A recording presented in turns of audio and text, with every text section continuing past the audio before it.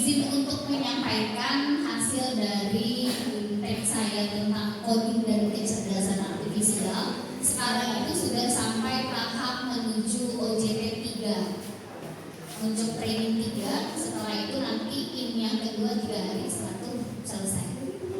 Jadi kenapa ini menjadi hit saat ini?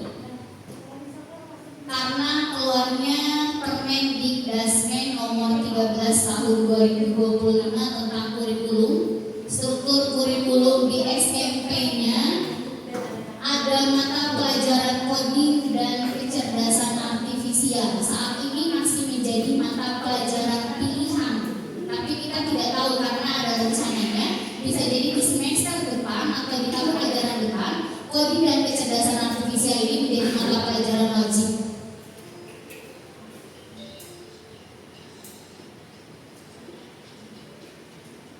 Ini dulu, kenapa coding dan KA? Jadi alasannya karena tantangan global dan arah pendidikan. Kemudian peserta didik kita sekarang itu yang tadi salah satunya disebutkan independen, jadi natif digital yang sekarang kita hadapi tidak sama dengan ketika kita dulu mungkin. Kemudian ada tren dunia kerja dan hasil dari 3 fondasi pendidikan masa depan. Ini yang menjadi salah satu alasan kenapa coding dan KA ini perlu dimasukkan ke dalam mata pelajaran di sekolah. Ini yang pemerintah lakukan, mengambil dari 8 naskah cipta Presiden Prabowo yang tempat itu menyinggung tentang pendidikan, dan dalam RPJPN-nya rencana pembangunan jangka panjang nasional itu menerapkan penguatan SDM, sehingga strategi yang digunakan adalah memasukkan literasi digital, coding dan AI dalam mata pelajaran di sekolah. Baru saya dari sini beberapa. Sebenarnya coding untuk jenjang atau fase C dan DC itu di SD kelas 5-6, D itu SMP 7, 8 dan 9. Jadi hanya di elemen berpikir komputasional. Jadi untuk pemrograman dan analisis data itu tidak diajarkan di fase kita. Itu untuk nanti di SMA dan SMK. Jadi penekanannya codingnya hanya di berpikir komputasional. Dan untuk kecerdasan artifisialnya elemennya hanya tentang literasi digital, literasi dan etika kecerdasan artifisial, dan pemanfaatan dan pengembangan kecerdasan artifisial. Jadi hanya ini nanti yang diajarkan. Jadi nanti mungkin guru coding itu tidak hanya saya, semua harus bisa menjadi guru coding dan KA.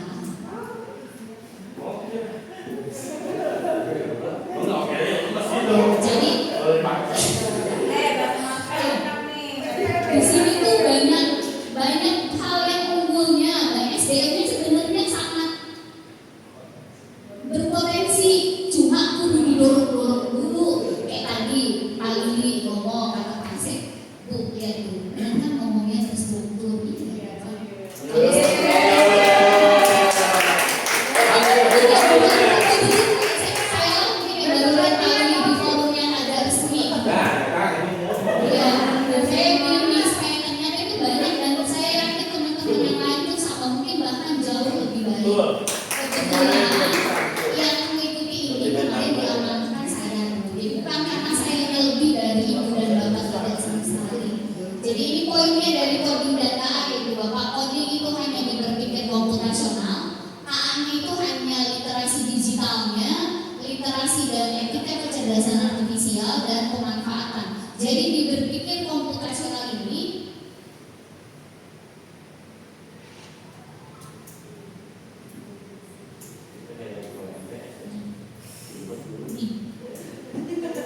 Ini sudah disebut di informatika.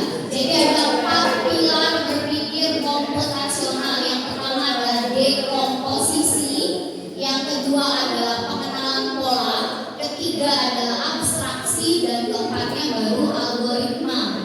Dekomposisi yang dimaksud di sini adalah kita mengajarkan atau kita membiasakan peserta didik dan mungkin diri kita sendiri, ketika kita menghadapi masalah, kita bisa memecah masalah tersebut menjadi bagian yang lebih kecil. Jadi poin dekomposisi itu merubah yang besar menjadi kecil. Jadi ketika numpuk banyak masalah, yuk kita pretelin mana yang menjadi prioritas kita. Itu adalah dekomposisi. Jadi mengajarkan kepada anak bagaimana ketika dia banyak PR, dia bisa memprioritaskan. Dia bisa, oh ini jam segini saya ngerjain PR A, jam segini PR B. Itu adalah bagian dari berpikir komputasional, dekomposisi. Kedua adalah pengenalan pola. Pengenalan pola ini adalah kita membaca ritme yang sering terjadi. Misalnya kita menghadapi anak-anak yang sering telat, itu kita baca dulu. Mungkin sebelumnya kita kumpulkan data, telat ini karena faktor apa? Adakah pola pengulangan?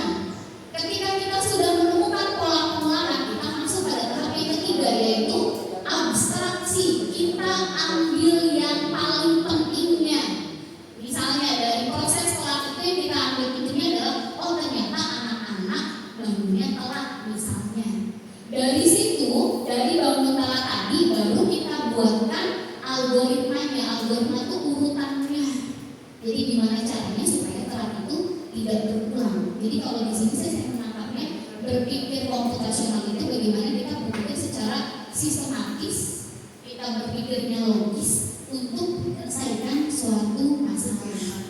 Itu intinya. Kalau untuk yang program coding dan segala macam untuk di tingkat SMP belum. Dan untuk di SMA pun juga tidak, tetap itu akan diajarkannya di tingkat atas, di tingkat perguruan tinggi. Dan untuk kecerdasan artifisialnya di sini hanya lebih menitik beratkan. Anak kita kan sudah sangat familiar dengan gadgetnya, dengan digitalnya. Jadi dengan adanya kecerdasan artifisial ini adalah membuat pengetahuan anak yang sangat tinggi bisa diarahkan, bisa terkontrol sehingga apa yang mereka dapatkan informasinya itu akhirnya benar-benar memang informasi yang sudah tersalin. Itu inti dari kecerdasan artifisial. Jadi dalam arti pembelajarannya, mungkin kalau teorinya ada tentang berpikir komputasional, untuk yang A-nya nanti gimana cara anak membuat konten digital yang baik, bagaimana cara anak mungkin nanti mempromosikan konten digitalnya, juga berisi hal-hal yang positif. Mungkin demikian Ibu Bapak untuk coding dan A. Untuk proses pembelajarannya dia terintegrasi dengan VM.